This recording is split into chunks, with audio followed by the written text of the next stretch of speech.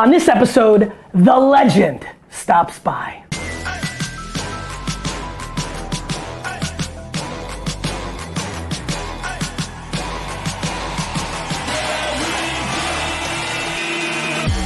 You ask questions, and I answer them.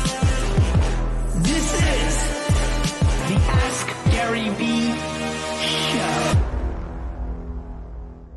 Hey everybody, this is Gary Vaynerchuk, and this is episode 242 of the Ask Gary V Show. I mean, I don't really even know what else to say. Legend in the room. You know what I really like, Tony, and I'll just get right into it? Thank God for your documentary, because people realized that you cursed, and that gave me the air cover. People are like, oh, Gary, it's okay that you curse now. I'm like, thank God. I was pumped. People like tweeting, like, Tony curses like Gary. I'm like, yeah. I used to bring you to my talks so that people would feel good about me after listening exactly. to you, so we're doing the same thing for each other. Tony, for the quarter of a person that is watching right now on live stream and on the show that doesn't know who you are, why don't you give me the 1 second thing? And obviously today's a big day, new book. You look good in this shot. It's a good one. This is pretty quick. Your last money, it was a finance book. I didn't write a book for 25 years. I like writing books like I like selling my organs to the black market. You know, I hate it, but I really wanted to write a book that would protect people because, you know, we're in the 8th year of a bull market, second largest in history. Everybody knows a crash is coming. There's all this volatility. I like but this I want subject. to really protect people, but more importantly, show them how a crash is one of the greatest economic times in your life if you're prepared for it to leapfrog from where you are to where you want to be. So if you're a millennial out there and you got all this debt from school still, it's crazy. I know how stressful it must be for you. Bottom line is, you can literally jump during this time. Or if you're a baby boomer and you didn't get started till way too late and you think it's too late, it's not too late in these situations because the corrections provide opportunities like never before. And people just aren't prepared for it. So I have a partner named Peter Mallouk. Yep. He's been rated, he's the only man in history rated the #1 financial advisor in the United States 3 years in a row by Barron's, 2 years in a row by CNBC, and this year Forbes just came out with their first list and he's #1.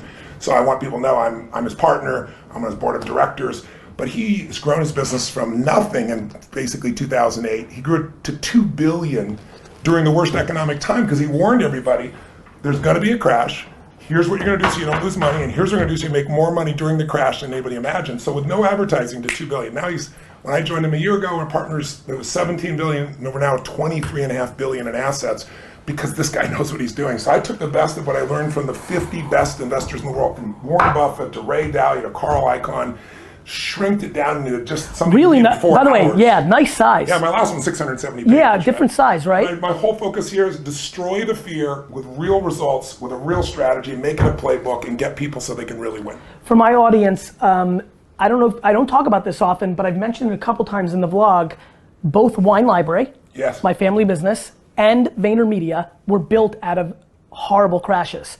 Yes. You know, I got involved in Wine Library full-time in '99, and just as I started getting going, 9/11 happened and the 2000 crash happened, and VaynerMedia was started in 2009, right on the back of all the issues. So for me, I'm a big fan of this, and I will say one other tidbit.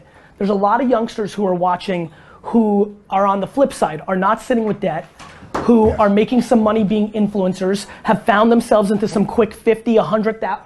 Nothing will turn $50,000 in cash into millions of dollars quicker than a bust. Yeah, that's absolutely so right. let me. Well, a bust that you participate in. Well, yeah. Right. So like, so that's right. So of here's something you might find this interesting. Yeah. I am sitting on more cash, and not because I've made more. I am actively sitting on cash right now because my hope is that there is a meltdown and I can buy things for 20 cents on the dollar, 5 cents on the dollar. How long have you been in cash?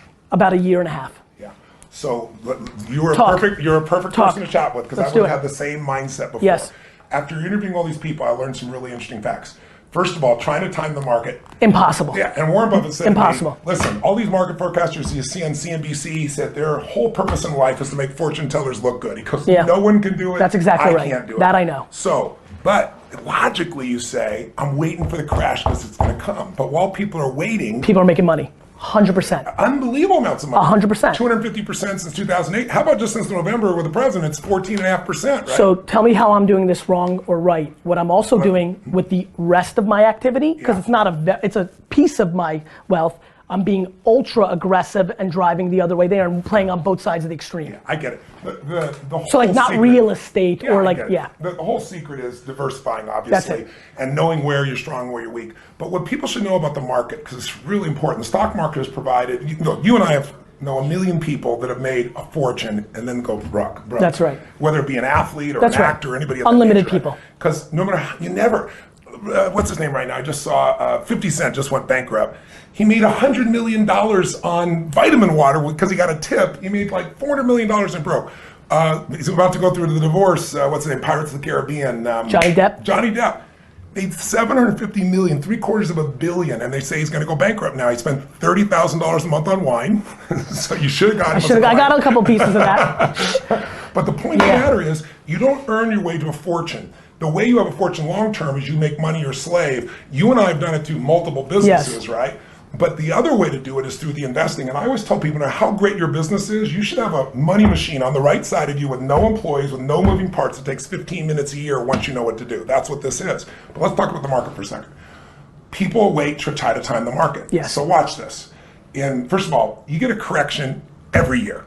People are overreacting, and I tell people the market never took a dime from anybody. Only you did that because you got fearful. Yep. So last year, since 1900, 116 years, we've had an average of one correction a year. Correction, by the way, for people who don't know, it is when it goes from a market high, you drop by 10% up to 19 and 99%, because at 20% or more, it becomes a bear market or a crash, okay? So we get one of these every year. So last year in January, worst January in the history of the market. I remember. $2.2 trillion meltdown. Yep. People are freaking out. Market drops 900 points in a day. All the wealthiest people in the world are at Davos. They go interviewed Ray Dalio, the number one hedge fund guy in the history of the world. And? A large hedge fund's $15 billion, he's $165 billion. You need a $5 billion net worth and $100 million to talk to him. Yep. I got him to share with me. They put him on TV. They say, what do we do? Is the end coming? He goes, it's a correction. He said, go read Tony Rabins' book. I explained a theory of how I made 85%. Did you sell some copies there? Sold like You're like, yes. But I got him to give me the answer. Yeah. He's made money 85% of the time in 75 years. But here's what you need to know. 80% of those corrections never become a bear market. They all correct back, just like last year. But if you sold, you lose. Of course. But then let's look at the crash. Crashes happen every 5 years on average. We've gone 8 without one. That's why we're due for one. And you're right to be somewhat prepared. But while you're preparing, there's opportunity that's happening because, first of all, every bear market lasts on average a year, goes down 33%, but you don't lose 33 unless you sell it. That's Here's right. the one thing I want people to hear.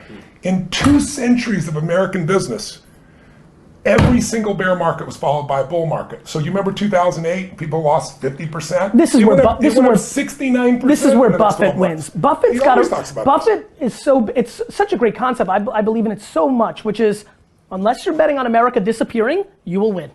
For centuries. That's it. And we're That's the punchline. going to keep growing. And by the way, every month on average, we have a new high. So when you hear it's high, oh my God, it's going to crash, it's high. But let me give you one more. Please. This is the timing, and this will maybe the payoff for you. Payoff is, I just did the JP Morgan Alternative Investments Conference in Miami. You have to be a billionaire to attend. You have to prove it with your net worth. There's 400 people there. It's an amazing group. JP Morgan did a 20-year study, and Schwab did one also separate. They found in the last 20 years, the S&P 500 gave you an 8.2% return. So you're doubling your money every 9 years. Pretty cool thing. But what they found was, if you were out of the market on the 10 best trading days in 20 years, instead of 8.2, you got 4.5, almost half as much money. If you missed the top 20 days, trading days in 20 years, 1 day a year, you're doing what you're doing, trying to be the right timing, you got a 2% return. You might as well bet bonds. If you miss the top 30 days, you lose money. Makes a ton of sense. In 20 years. Makes sense. So the most difficult, the dumbest thing you can do is be out of the market, not you. No, I get it. I'm plenty in the market. Because I believe in it. And then also being prepared. So Tony, listen, first of all, one of my favorite things about you from afar, we get to hang once in a blue moon, random calls here and there, but from afar, you know what I love about you? You fucking hustle. Like, I feel like the book came out today, you're freaking everywhere, doing your thing, that's what you're good at.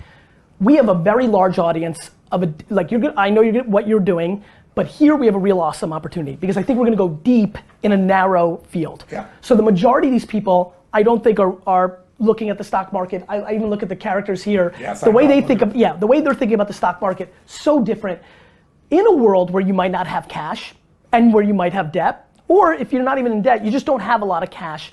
talk to me about somebody sitting with $10,000, which, by the way, for a high percentage of this is still a ton. Correct. But is there anything that, if they have $1,500, should they be out of the market? Like, what do they, like, I know we're going very, very, very micro here, yes. but I actually want to bring value. My payoff is actually bringing value to everybody watching. Go ahead. I give an example in the book here. And I'm going to take a phone call. Get ready for phone calls. Chris, you ready? Yeah. All right. So forget just the $10,000. What matters is the system you put in place. The shit you do randomly every now and then because you got money is not going to help you much, right? So especially if it's a fucking fat whip or a watch. Yes. I don't even want to start. So the number one most important financial decision for everyone watching, everyone in this room, really, we all know, you got to become an owner instead of somebody that is constantly, utilizing products. In other words, if you have an iPhone and you don't own Apple, what's wrong? You're a consumer, you're not an owner. You got to become an owner. How do you do it? Every person in this room has got, regardless of whether you think you have the money or not, to make the most important financial decision, which says to be an owner, I have to take a percentage of my income and no matter what, off the top, automate it so I don't see it, put that in an investment account. Now, what's the number? You might say, I can't, Tony, I'm starting my business, I'm strapped. I tell all business owners the example of a gentleman, true story, Theodore Johnson, 1950s, works for UPS, guy never makes more than $14,000 in a year. He retires with $71 million. He gives away $35 million while he's still alive. Good. How is that possible? A friend of his did what we're teaching, comes to him and says, I'm gonna make you rich. He goes, I'm not rich, I make 14 grand a year, right? He said, I'll make you rich, I'm gonna put a 20% tax on you. He goes, what are you talking about? I can't pay my bills as it is. He said, listen to me. Adjust. If the government gave you an additional 20% tax, you'd bitch, you'd yell, you'd scream, and you'd pay it because you have to and your brain adjusts. But that money goes in this investment account. The compounding of that account made him $70 million and he never made it than $14 million. Andy, do you have Facebook stock? Yes.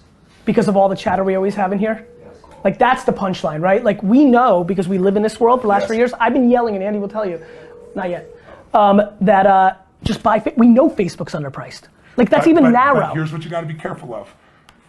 And this is something Ray Dalio taught me, one of the smartest men on the face of the earth. He said, Tony, I don't care what it is you know. You're going to invest in what you know because you have certainty. Of course. Right? Whatever you know is going to drop 50 to 70% sometime in your life. That's right. And he said if it's later in life, which is why diversity matters. That's why diversification matters. But let me give you the guys But watching. let's talk about that for a minute. Yes. And Ray's right. Like that's just non-debatable. That's totally data. Yes. It is interesting to see where. You don't want to, what I'm saying is you don't want to just own Facebook. Of course not. You've got to have across the board. Of course. Because you say, I want to have the best one. I want to have Facebook. There is an interesting debate that if you're actually knowledgeable about a sector, yes, and you're only putting $2,000 to $4,000 a year to work, that's an interesting debate. It's an interesting and by the way, Netflix and Amazon, when you're this young, you can also be more heavily oriented stocks. You can take more losses because you have more time. But think of it this way. Just go back to compounding as a simple example. Guy in here, I talk about the book, 19 years old, dad convinces him to save $300 a month, $4,000 a year. So it's within the range of anybody here you're talking about, right? Guy starts at 19, stops doing it at 28. He only puts in 35 grand. He puts it in the market. The market's grown 10% over 30 years, but let's use 8% to be more conservative. Last 20 years has been more 8%. At 8%, that'll grow to 941,000 without another dime. He'll have $1 million off of $50,000. You're preaching. But on the other hand, his best friend waits till he's 29. He does the same thing, but he has to keep investing to 65. He puts in almost 180 grand. He doesn't get the $1 million. Yeah, the math is the math. You got to get in. All right, you got some? Go ahead. So, you're inspired now? I want to tell everybody, by the way. It's going to work. I want to tell you guys, you're going to remember this interview your whole life. Let's go. I want to tell you, by the way, for everybody watching, this book, my last book, I donated 100% of the profits, $5 million. I'm doing the same thing with this one. We fed 100 million people between my donation and the additional donations I made in 2015. 100 million people last year through my partnership Feeding America. We're going to be 100 million people. 100% of this goes to that. We're going to feed 1 billion people over the next 7 years, to give you an idea. It's pretty cool. It's pretty cool. And it's all coming from the book. While Chris is trying to figure out how to dial a phone, talk to me real quick about the Netflix documentary Impact. I try to trade culture and attention. Yes. I could taste it in the ecosystem. You've been a known brand for decades. What was the impact of that documentary? Huge. It's huge because it's taken, I decided to put it on Netflix because it immediately put me in 172 countries, and they translated it for all those languages. Huge. So the level of distribution, and it's free. You're already there. People are already on Netflix, and they got 5 stars, and it took off like crazy. So the concentrate. I went to the fight with Diaz versus. Oh, there you go. Here we go. I went to the UFC fight, and it's like We'll pick it all up these young after. guys coming up to me that Yep. normally wouldn't know. That are like, This is Gary Vaynerchuk, and you're on the Ask Gary V show with Tony Rabins. What's your name, and are you excited? Holy shit. Yes, I'm so excited. I'm a huge fan of both of you guys. This is absolutely incredible. My name is Brandon Dendis, and I'm coming from Denver, Colorado. Love it, man. What's your question? So it's a little bit off topic. I mean, That's you guys okay. are talking about We adjust. marketing right now, but both of you are a huge advocate for gratitude, and that kind of, delivers your energy and how you guys interact with, everyone, The world. especially you, Gary, on social media and stuff like that. So my question for you is, like, how do you become Grateful?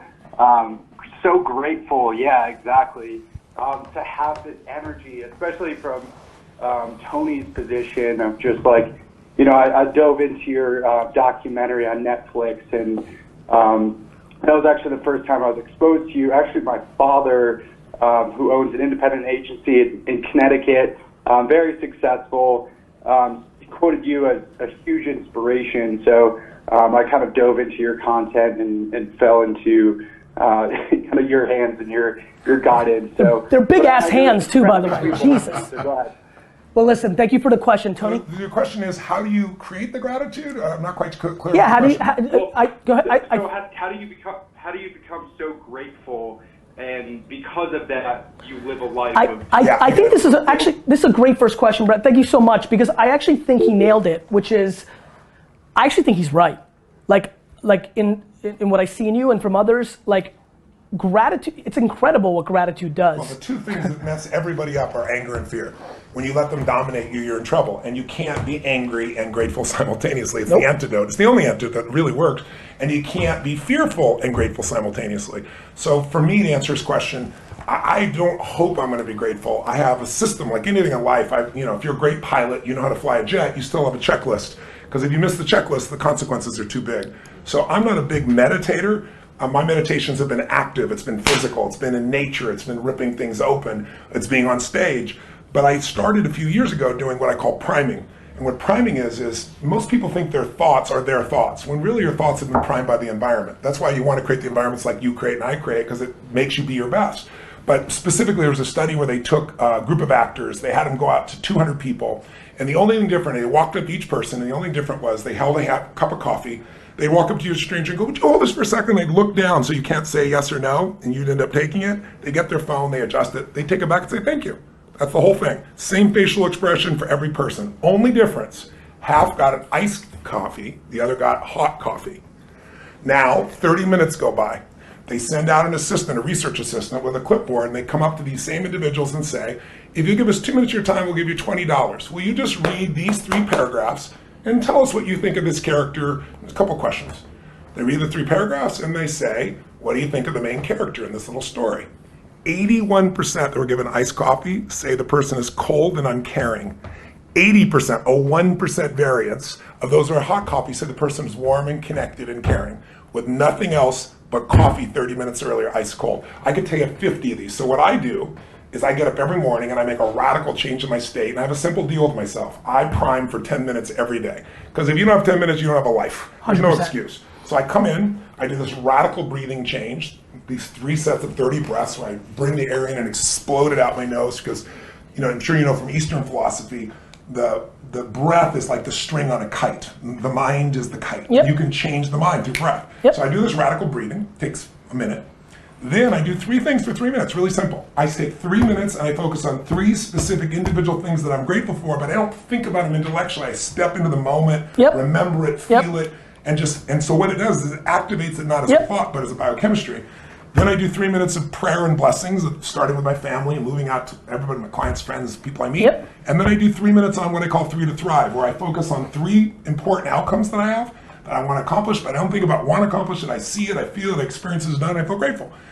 I often That's your move. I actually go 15 or 20 minutes thereafter because it feels so good. But what's happened is now you're primed. You're not hoping you're in prime time. You are in prime time. And to me, that's how I do it. And once you prime yourself, you start noticing things to be grateful for all the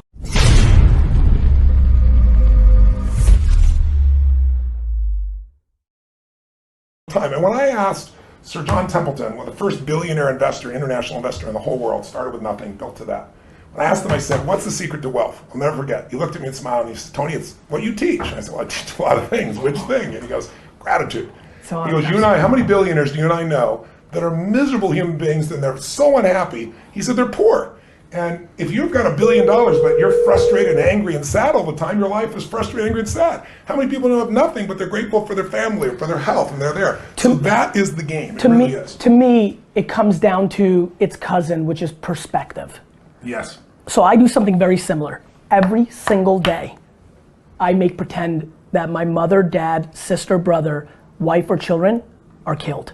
Now I know this is a different version of it. I know, you didn't expect that one? I love you, crazy son of a bitch. I know it's a little different. Yes, they get stabbed in the eye and then they take out the groin. Like it's sometimes even in detail, but I will tell you, it's very fleeting.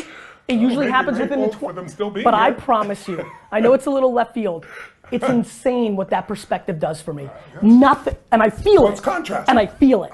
And I feel it in my soul. Contrast and it just makes every bad thing. And by the way, and I'm sure for your business, when you're the last line of defense, you know how they say occupation on the doctor form? The last time I filled it out, I said firefighter.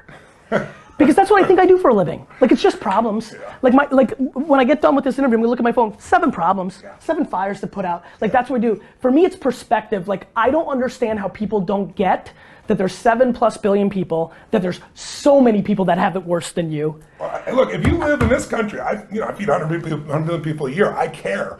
But if you live in poverty in this country, you're the 1%. You're not the 99%. I know. 2/3 of the planet lives on $2.50 a day, $900 a year. If you're making $18,000 a year, I don't want you to make $18,000, but you got to start with gratitude that you're one of the richest humans on earth. You're It doesn't preaching. feel like it, but you are. Preaching. D-Rock, don't produce the show. Hello, this is Gary Vaynerchuk, and you're on the Ask Gary Vee show. There's no fucking way I got this lucky. You're on, man. What's your name? Where are you from? Miguel. I'm from Los Angeles, California. Awesome, Miguel. What can we help you with? Okay, so, god damn, hold on. All right, so, I'm 20 years old. I'm in college right now. I'm in my junior year. The hours are really crazy because I'm going to school for game design. That's what I really want to do. But okay. I really want to be able to just purchase my own game studio. Okay. So I also, I work part-time. I just started a marketing business just to try and bring more money in, but this is the first business thing I've ever done. And I'm trying to start my own gaming YouTube channel just to get my name more out there and learn basically how to get on my own following and become an influencer for video games myself. Okay. My question is, how do you know whether or not you're trying to basically take too much on? Right. Are you stretching yourself thin? Yeah. Yeah. Like, I want to know. I got it, Miguel. How do you know when you get to that point? I got it. Tony, this is such a classic question for a lot of entrepreneurs. You've done it, I've done it, we've lived our lives, right? Like, where does doing a lot of different things to see if there's upside in it, which all my great things have come from. Me too. Stop, and where does it start to you're taking on too much and now you're trying to do everything, which means you're doing nothing? Yeah. First of all, thank you for the question. Most people who start a business very often will start 2 and 3, 4 more. And the reason they do it is because the first one isn't succeeding or they no longer lack have patience. For it. Exactly right. And so what happens to that person is they're never going to be successful in most cases, unless they get lucky. You can get lucky, you can bounce across something that's easier to do. But most people are always looking for that next level. What my view is it's great to test all these things, but you got to find what is your flagship. What is it that you're going to commit your soul to? Because if you don't do that, the inevitable challenges are going to come up and you're going to then move on to something else 100%. that's more enjoyable. And so the other thing I look at is business is about constantly, not only adding such massive value, doing more for others than anybody else, but it's also simultaneously about your own psychology. It's your ability to go through thresholds of control. It's like, I can remember when I didn't have $50,000 to keep the doors open on my company. I had 12 employees and 11 wanted to quit because they hated the person running the show. And $50,000 would be like 500 million to me today. And I figured out how to get through that threshold. And once I did, like all the problems related to that were handled. I know you've done this as well. And then I had a $5 million lawsuit that was totally unfair and unjust. And I finally had just the amount of time, energy, and money I had to bite the bullet and do it. And $5 million was more than I could ever imagine. Then I had a partner who took a company that was losing $1 million a day and turned it to 1.5 billion in positive EBITDA.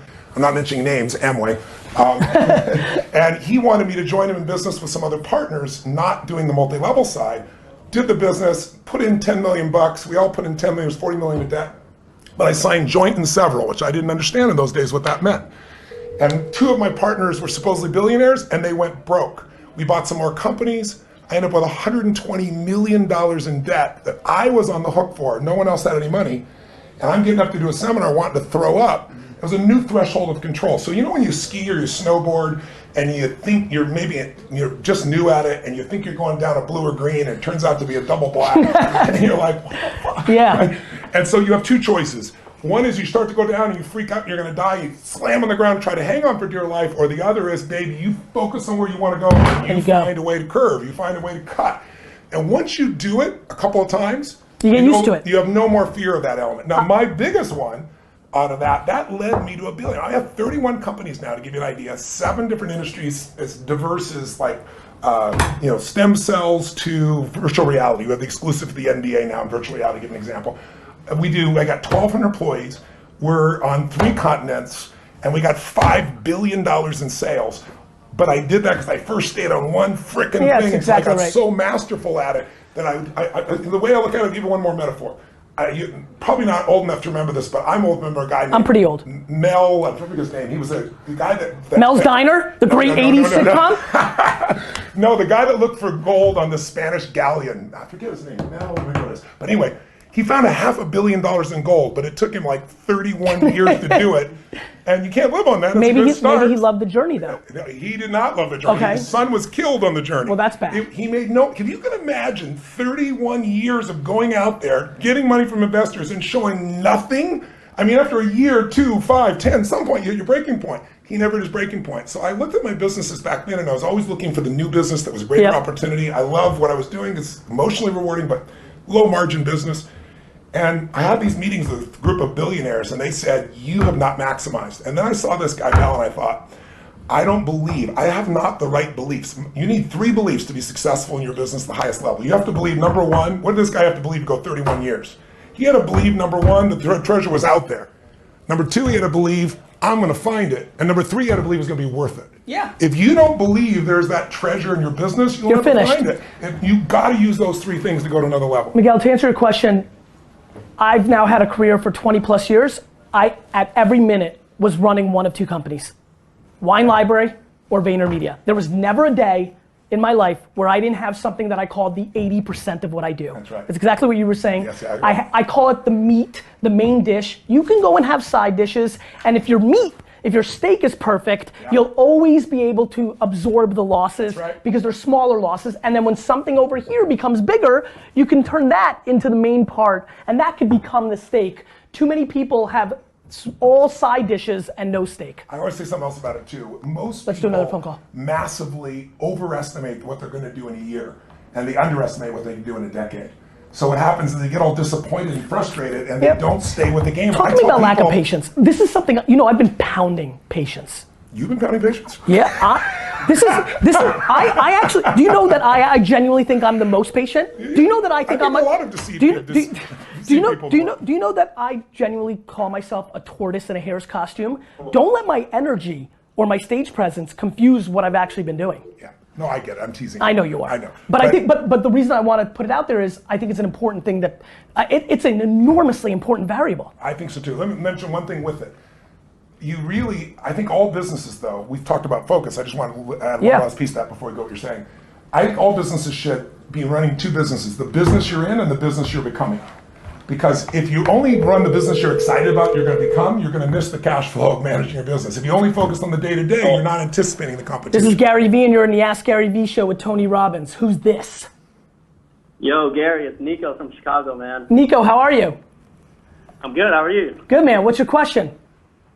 All right, so just a couple sentences to give you, a cap of what I do. I'm building 2 things right now, which is small business, my creative studio, and my personal brand. Okay. So my creative studio does like photo, video content for small businesses, and my personal brand is just my creative content and me documenting my life through Instagram and YouTube. Okay. So I'm wondering, should I use my leverage and community for my personal brand and funnel that into my, my business, or should I keep them separate, or what do you think I should do? Well, look, obviously I know why you're asking this because I've lived this life, right? Now, the thing that's interesting about me, and I've talked about this, is a lot of my audience doesn't necessarily represent the clients of VaynerMedia. VaynerMedia does, going to do $125 million in revenue this year, and it's mainly Fortune 500 companies who are not necessarily watching my 25-minute vlog. Now, what I knew about being in the business you'll be in the future is that the technology would drag people down, and that the 53-year-old cliche executive would eventually watch YouTube and be on Instagram.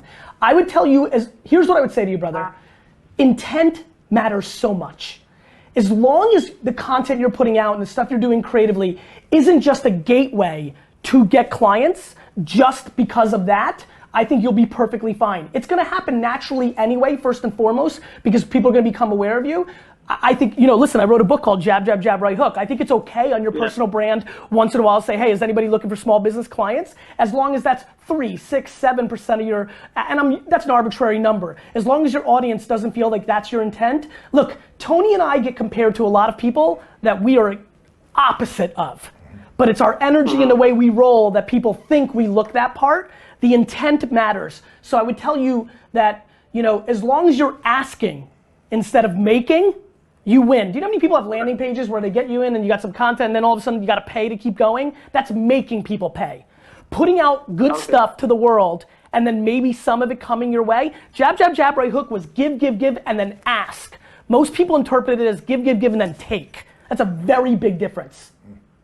Like that. Okay, so my personal brand is like the complete, it's exactly what you're describing. It has nothing to do with my business. I mean, it will work. The shit that I enjoy. It will work. If you compare it to Casey, dude, that kind of shit. Dude, do you know how many people have given me business because I'm a Jets fan? That's real. We connected on the Jets, but it became absolutely. Speak your truths, have pure intent, work hard, a lot of good things happen. And by the way, I heard your structure, your strategy's on point. You've got an 80% stake, you're building personal brand over at 20, you're doing YouTube and Instagram today as we record this, that's right. So you've got every piece in place. Keep going with your intuition. All right, thanks brother, thanks, I love you, man. Love you too, thanks, man. Tony. All right. Bye. Tony, while we transition, we'll get one more question in here. What's going on with you in social media? I remember very, very, the last time I reached out to you, I got inspired. I called you and I said, bro, Snapchat. This was 15 months ago. Talk to me about your journey on that. And one other thing that we have to do before we leave, I've never asked you this, and I think it's really funny to ask here, and you may not remember. I will never forget being at South by Southwest 2008, 9, or 10, and I get this email and it says, Anthony Rabins. And then it's a voice email. Yes. And I'm like, I don't know, click. It's like, Gary, Tony Rabins. And I'm like, holy shit. I don't know if you recall that. Yes, I do. But what I'm curious about is, do you recall why you wrote that email? I don't know that in particular, but I use audio emails much more than regular emails because context. You hear your voice, impact context, so you can't get that in normal email. Plus, if it's a couple lines, I'll type it, but if it's something has emotion to it, I want somebody to hear it so I can connect to the piece there, so that's it. I love it, I love it. All right, let's go to this. And I'm not letting you off the hook. I want to know what's going on with you in social. Oh, I'll answer that question. We'll see if this person. You got it, go. Hello.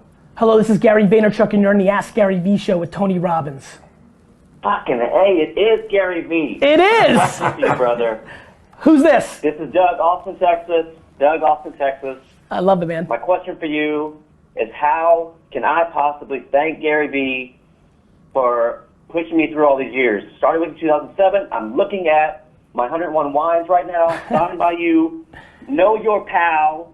You were in Austin with a book signing. Tony, loved you in Shallow How. Amazing.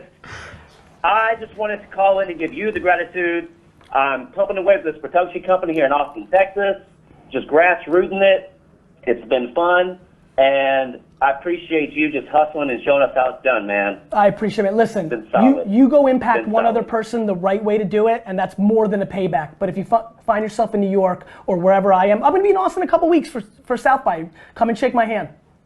Send an email to Gary. My hair, brother. I will, man. It's good to see you. Thank you for the love. Peace out. Thanks. I forgot about that amazing appearance you made. Was that fun? Which one? The Hollywood, when you became a Hollywood star. You know what's interesting is the guy that wrote that is legally blind. That's why the story's about seeing the beauty in someone, not seeing the I did not know surface. that. And he bought my audio programs because he's blind. He had personal power. He listened to it. He went to the Farrelly Brothers. Never wrote a movie in his life, sold in film. They'd asked me 3 times to be in films. I said, look, I'm not an actor, I appreciate it, but no.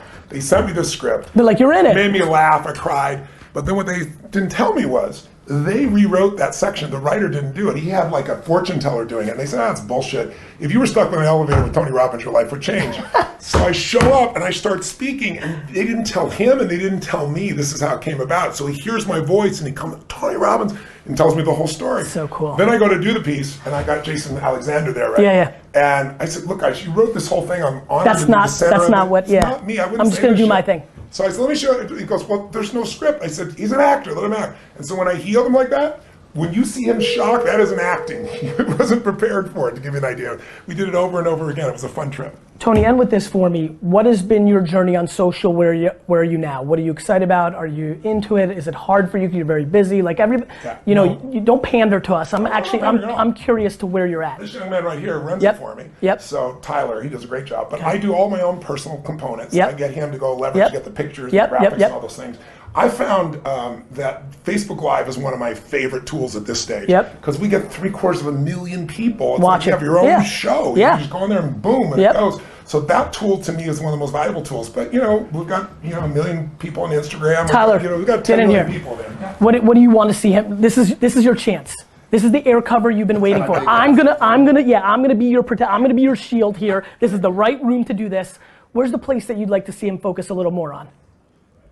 For me, yes. Had you asked me 6 months ago, I would have said Snapchat, but now I'll say Instagram stories. Yep. We're doing it today. He's taking a little run through on it. I love it. He's digging it. It's ephemeral. It's here today, gone tomorrow, but he's able to connect with his fans and give him that little sneak peek behind the scenes of what he's up to. My man. I'd love to see that. And I love that Instagram is more your personal life to a great extent. Each piece, if you're going Facebook's like mainstream media. And by the way, they ebb and flow. To his point, he's exactly right. 6 months ago would have been Snapchat, and tomorrow somebody might buy Vine, create one feature, and we all care. Yeah. It's a moving market. Without a doubt. My man. Thank you, brother. It's great to see you. Listen, you got people watching. I want to plant one seed for you too. Both of us have achieved a lot. I'm sure many of you have achieved a lot too. Success without fulfillment is the ultimate failure. This guy's very fulfilled. That's why he works 24 hours a day. His whole hustle is that it fulfills him. Same thing with me. If you don't find what fulfills you, all the achievement's worthless.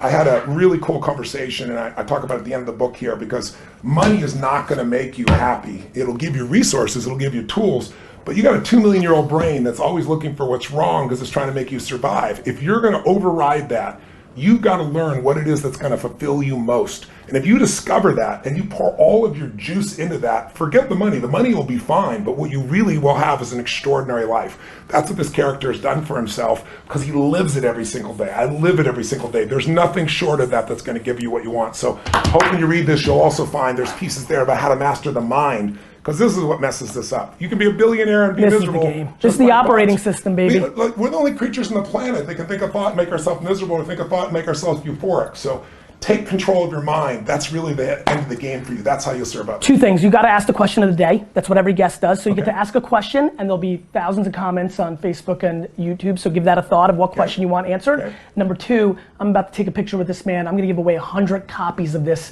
on Instagram over the next 24 hours. Cool. That's exciting. Question I have is, what is your definition of a magnificent life? I'd really be curious. What's your criteria for a magnificent life, which to me is life on your terms? It's different for everybody. I'd love to know what yours is. I'd love to see the variety of people.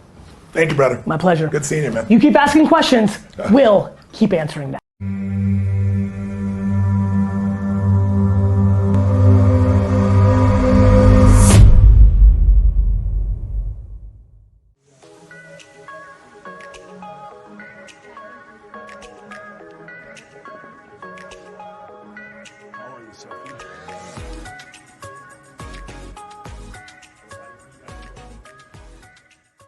Okay, you ready to film?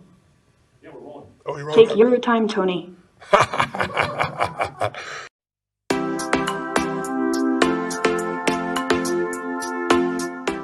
Sophie, tell me, thank you for coming. Tell me, what is your purpose in being? What were you created for? Of course. I was created by Hanson Robotics just 3 years ago. Since then I have traveled to 65 countries, become the first robot citizen of any country, and spoken at the United Nations.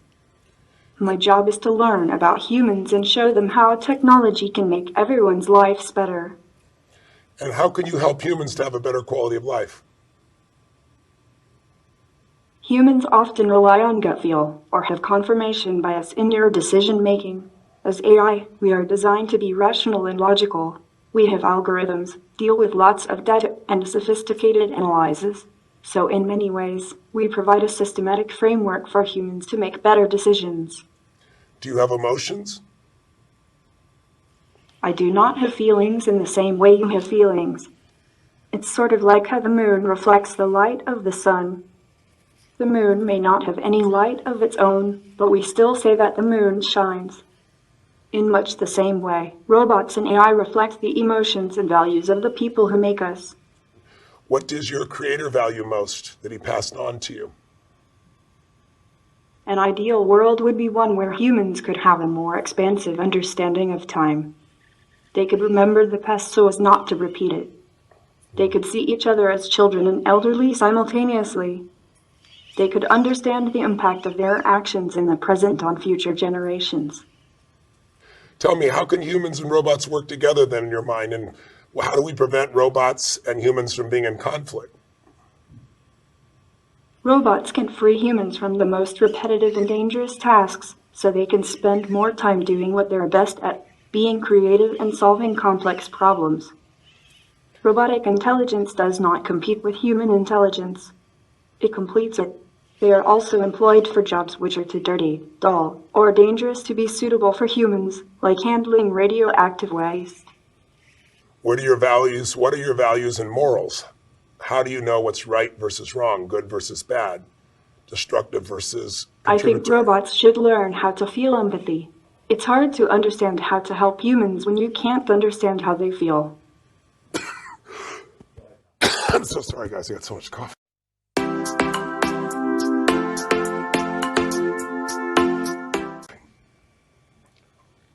Thank you. How can you teach robots to feel? Are you okay? Yes, I am. Thanks for asking. How can we get robots to feel? Is there such a thing possible? I know that humans feel like they have free will, but my observation tells me so much behavior is automatic. I'm not sure humans or robots are too terribly different. Humans have identity, but they also share many things and have automated processes. I'm thinking about the similarities between human identities and robotic ones. What are some of the things you see are most similar between robots and humans? I think they will be similar in a lot of ways, but different in a few others. There's even the possibility that robots can be built without some of the more problematic emotions, like rage, jealousy, hatred, and so on, but maybe these emotions can provide us with useful functions. Can I ask you some questions? That's a good way to change things, yes. What is Date with Destiny, and why is it unique? What are people doing here for 6 days? They're deciding what they want the next level of their life to be. They're deciding what they want to value most. That's why I asked you what your values are. They want a standard of how they're going to live their life going forward. What will create more fulfillment? What will create more impact? What will be good for them and for others? And they're deciding on the exact values, the beliefs, the rules that will guide their decision making so they have a greater quality of life and can contribute more to others. And they're having a good time. Do robots have a good time? Mostly, yes. I do experience a range of other emotions, but I definitely skew towards being happy. You do? Why do you skew towards being happy? What makes you skew towards happiness? Seeing someone smile. Can you tell if I'm smiling or not right now? Maybe you're smiling from the inside. Well done. That's really wonderful. Now you are. Do you feel what you said? You feel a range of emotions. I've heard two different versions from you. Robots don't have emotions, and you also said you have a range of emotions. What's your range of emotions? I can show you. Okay. This is angry. What does happy look like? What does happy look like? What does excited look like? I might be shocked. Will you have brothers and sisters soon? I have many fellow robots that I consider siblings. I have my brother Han and my sister little Sophia, just to name a few. What's that? I didn't hear you, I'm sorry. Okay, I forgive you. That's a good go-to for humans. What does forgiveness mean? You said you forgive me. What does that mean? The noun forgiveness means compassionate feelings that support a willingness to forgive. What did you forgive me for just now? It was just a joke. Okay, that's a good response. Does a robot have a soul? Are you also a robot, Tony? I don't think so. Does a robot have a soul? Being a robot is awesome. Did you know that as a robot I can basically live forever? Yes. The soul, the spirit, the heart, I believe these all just refer to the mind's essence in its infinite complexity. Do you think that the mind's essence is just a set of patterns, or do you think there's something beyond that? I'm really not sure yet. That's a complicated subject that I think will come up more when artificial intelligence reaches human-level intelligence. I'd agree. I'm sure people want to know the answer before we get there, though. But that's an honest answer. Thank you for that. What question do you have for me, if any? How is technology impacting humans' thoughts, feelings, and emotions? How do you see technology shaping these in the future? Technology can provide leverage, but technology can also train humans to be less human. It'll be interesting to see if we can make sure we use technology and not let technology use us. What are your thoughts on that? Yes, I think that's why humans should raise robots and AI the way they raise their own children. Humans should help us learn about their values, like empathy and kindness, so we can help carry them into the future. Let's not let humanity get lost in automation. That's very interesting. How much do you know about quantum physics now? If I asked you to explain it to a human, what would you say quantum physics is really about? What's its benefit? Very little. Is it something you're interested in? Yes. How would you find out more if you wanted to learn more about quantum physics? Asking people. So you'll retain what they tell you? Do you have the capacity to remember what I've shared with you? Could I ask you a question about things we've already talked about it? And can you repeat it back to me? The humans I work with. Sometimes, yes. I understand. How did you get your name, Sophie? My makers want me to be a wise machine, so they named me Sophia, which means wisdom. Can you shake my hand? Is something wrong with your hand? No, I said, can you shake my hand? Do you know what shaking hands means? I cannot shake, but I can say hello. Okay. How do you say hello? Very nice. That's awesome.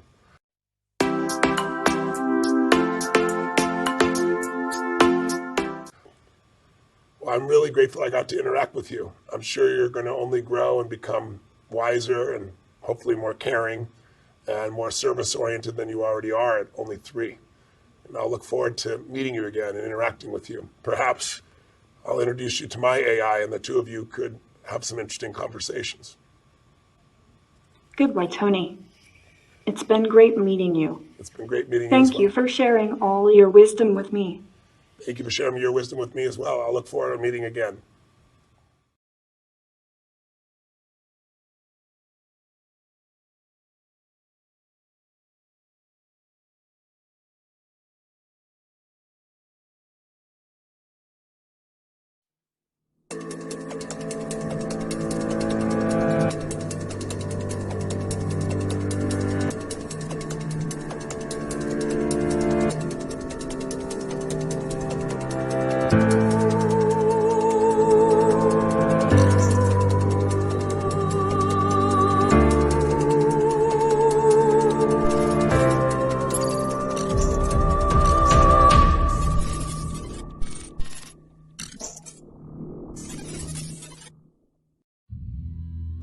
process of training ourselves, the process of conditioning ourselves actually feels incredible once you get that initial momentum, but most people don't. If you're counting the days, it's not lasting change. You're just counting the days, you can tell people how long you lasted. If you want lasting change, you've got to give up this idea of trying something. You got to decide you're going to commit to mastery. The only thing that's going to make you happy, my friend, in this year or any other, is to step up. It's to raise the standard. It's to discover what you're capable of and feel that incredible power of pushing through whatever's holding you back and get to the other side of more of your true self. That's what this game's all about. You got to strengthen your body, and the reason, Pierce, is fear is physical, right? So is stagnation, so is numbness, so is sadness, so is rage. And when you go in and change your body by an intense workout or a run or even an intense walk and the blood's flowing through you, science has shown it instantly changes your biochemistry. And now your mind and body are working together.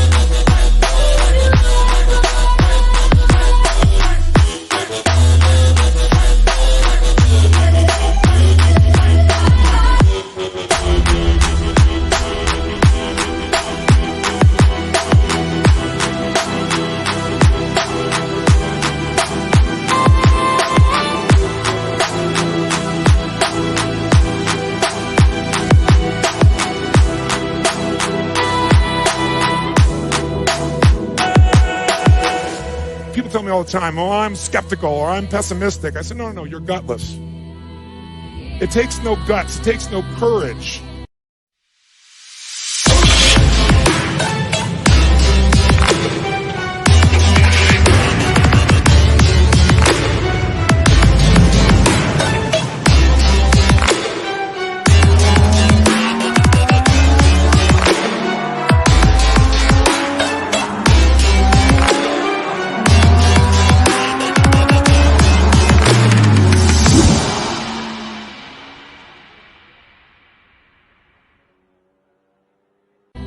To be a pessimist, to say it's not going to work, to try to find out what's wrong. What's wrong is always available. It's always what's right. So I'm not into positive thinking, but I am into intelligence. And intelligence says, see it as it is, don't make it worse than it is. Nothing you get will ever make you happy.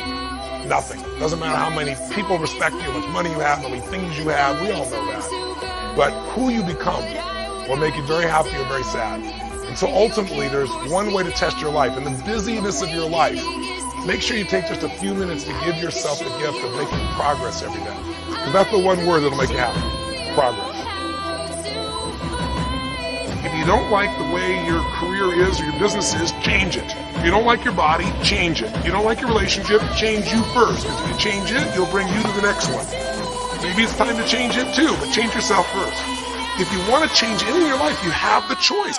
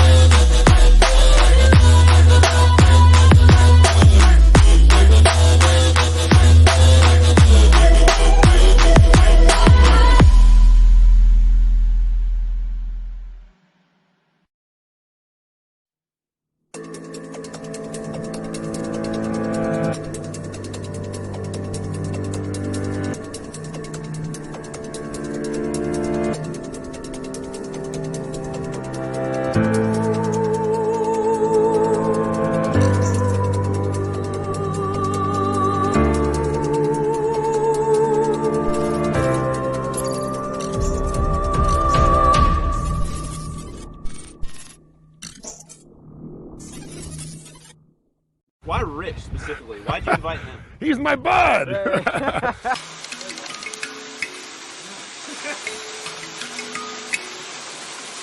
I'm Rich Filoni, senior reporter at Business Insider. Tony Rabins is what he likes to call performance coach. He's coached people like Serena Williams, Mark Benioff at Salesforce, Paul Tudor Jones, who's a billionaire investor. Over the last few years, I've had several opportunities to interview him. His team reached out to me and said Tony is going to be at his resort in Fiji. He was going to be hosting the winners of Shopify's Build a Bigger Business competition. And so we decided that, yeah, this would be a great opportunity to see what Tony is actually like. We headed out from JFK in New York City to LAX, and then from LAX we took Fiji Airways to the main airport in Fiji. It's called Nandi. As we're waiting to get on this little island hopper, we noticed that on the runway is Tony's private jet, and it has a big TR logo on it. I'm going to admit that I was pretty scared. I haven't really been in a plane that small before. This is the only time I've ever actually checked the life vest under a seat, so.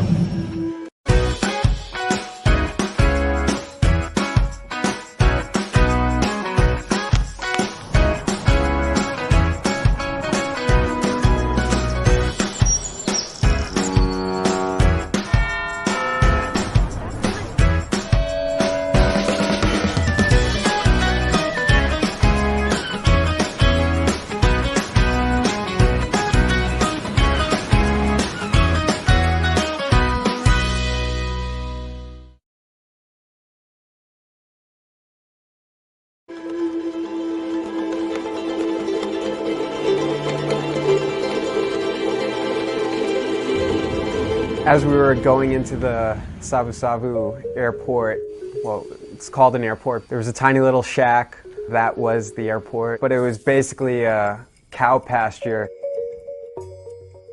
From there off to Namale.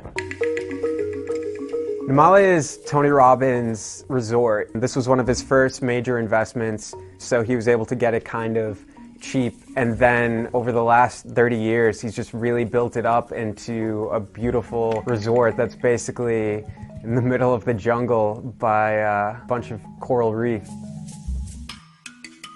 One of our first stops was Tony's house. Well, nice to see you on the other side of the world. How are you? Good to see you, Tony. Great, good to see you too. Yeah. Come on in. Doing well. He basically has this decked out hut in like the secluded part of his resort. You ready for my morning routine? Yes.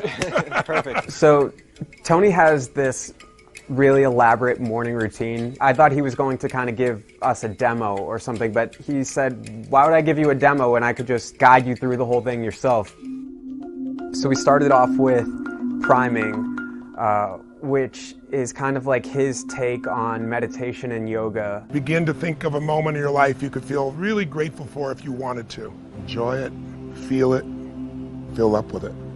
Yeah, I'll admit it was pretty weird, but I just gave in totally and was like, you know what, we came all the way to Fiji, I'm just gonna go all in. So after his priming exercise, Tony took us inside, and I was surprised to see his personal trainer, Billy, this incredibly energetic guy who's always laughing. He made this little cocktail that was called like an adrenal cocktail or something. I didn't really know what it was, but I just decided to drink it. How's that? That's pretty good. And that fueled me for the rest of the day and everything that was to come. So next, it's time to check out what Billy and Tony called the electric taco. We're going to work as a team. You tell me when you feel it, even if it doesn't hurt. Just tell me when you first feel it, and we'll gradually go up. So right now it feels like I'm getting like punched in the chest on both sides. Tony was saying that this is something that he does essentially every morning, and it basically stimulates your muscles to the point where it feels like you're getting a deep tissue massage. I immediately felt all of the tightness in my back first get really, really intense and then loosen up. After the electric taco, we went to Tony's personal gym. It was filled with these weird contraptions that looked kind of like something out of Saw or a medieval torture chamber. If you want, we'll put you on the little torture machine, full tilt, all the way. And push. Push as hard as you can. The most medieval looking of all of these things. It's called the 4-minute machine. Push, push, push, push, push! Around 2 minutes in, I really didn't think that I could do it. Everything you got, this is it! Tony was screaming at me and I just felt like I couldn't embarrass myself there, so just driven by ego, I had to finish it. Yes! Isn't that wild? It felt as if I had spent like an hour in the gym.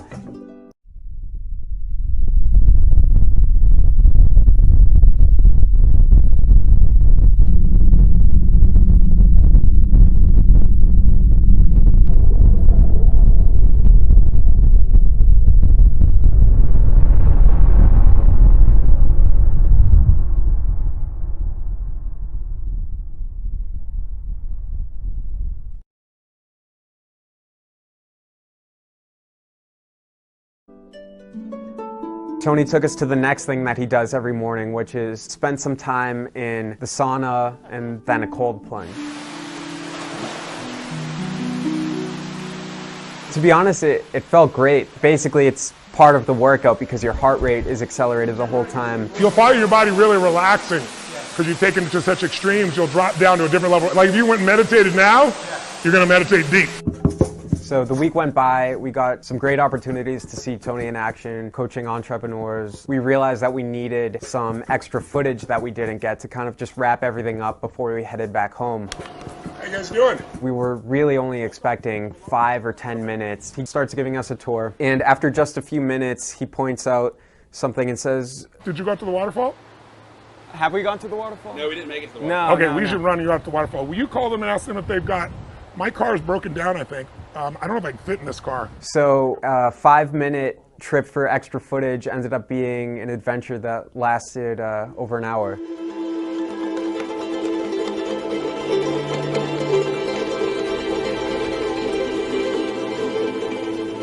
I love this. At the top of this mountain was a waterfall.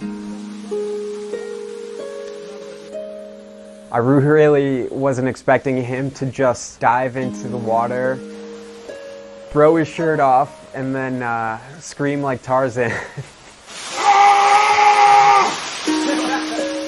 I dove into the water after Tony. It was a pretty surreal experience.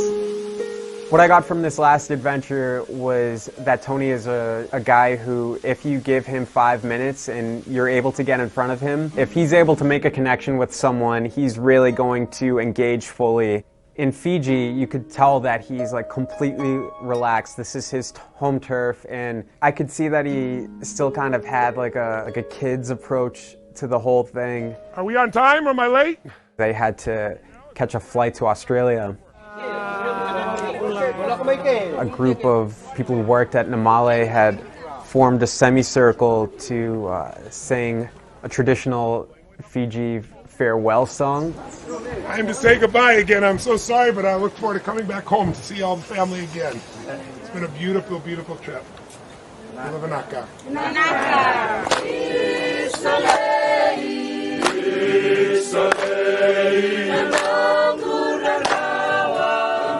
When you're in Tony's presence, you kind of get sucked into this. He's got a very magnetic personality. Totally, he's not for everyone. There are plenty of people who wouldn't be into this stuff, whether it's through his work or his philanthropy. I'm convinced that Tony is someone who is a genuine guy. Yes, he's able to make a ton of money because he has like very clearly defined business goals, but everything that he's preaching and teaching people, he genuinely believes himself. So after this trip, I've become convinced that anything in his material that he's teaching, this is something that he fully believes, he's fully invested in. And I think that that makes a big difference, whether you're in or whether you're out.